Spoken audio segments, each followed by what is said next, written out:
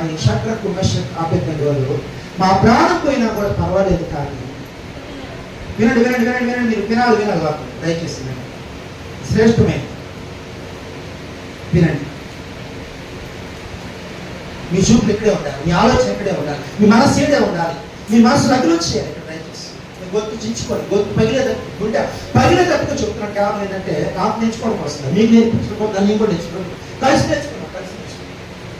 మొక్కము ఏం చేసుకుంటావో చేస్తాం, చేతి విరిచేస్తాం, విరుచుకో. మోకాలు పగలగొడతాం, పగలగొట్టుకో. ఇల్లు ఖాళీ చేపిస్తాం, కాల్చుకో. బుల్డోజర్తో కూల్చేస్తాం, కూల్చుకో. నువ్వు తగ్గొద్దు, నేను కూడా. ఇది రోషం అంటే నువ్వు ఆగొద్దు, నేను కూడా. నువ్వు రాజీ పడద్దు, నేను రాజీ పడను.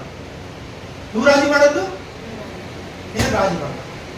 నువ్వు రావడం ఆగొద్దు, నేను కూడా ఆయన దగ్గర వెళ్ళడం ఆగొద్దు. ఎక్కడ రాజీ పడద్దు, ఇద్దరు రాజీ. నువ్వు రాజీ పడ, మా పుట్టే విషయంలో, నేను కూడా కొట్టించుకునే విషయంలో రాజీ పడదు. నిలబడ్డాడు దేవునికి ఎదురుగా. ఇంకా చెప్పాలంటే ఆ అగ్నికి ఎదురుగా నిలబడ్డాడు. దేనికి? దీన్ని ఎవరు చూస్తున్నారు? దీన్ని ఎవరు చూస్తున్నారు? దీన్ని ఇంకొకరు చూస్తారు, ఇంకొకరు చూస్తున్నారు, అపవాది చూస్తున్నాడు. ఒక ఆయన నిన్ను గెలిపించాలని చూస్తున్నాడు, ఒక ఆయన నిన్ను ఓడించాలని చూస్తున్నాడు, అగ్నికి భయపెట్టాలని చూస్తున్నాడు సాతాను గాడు. దేవుడు అగ్ని అయినా నిలబడగలవా అని చూస్తున్నాడు దేవుడు. హల్లెలూయా.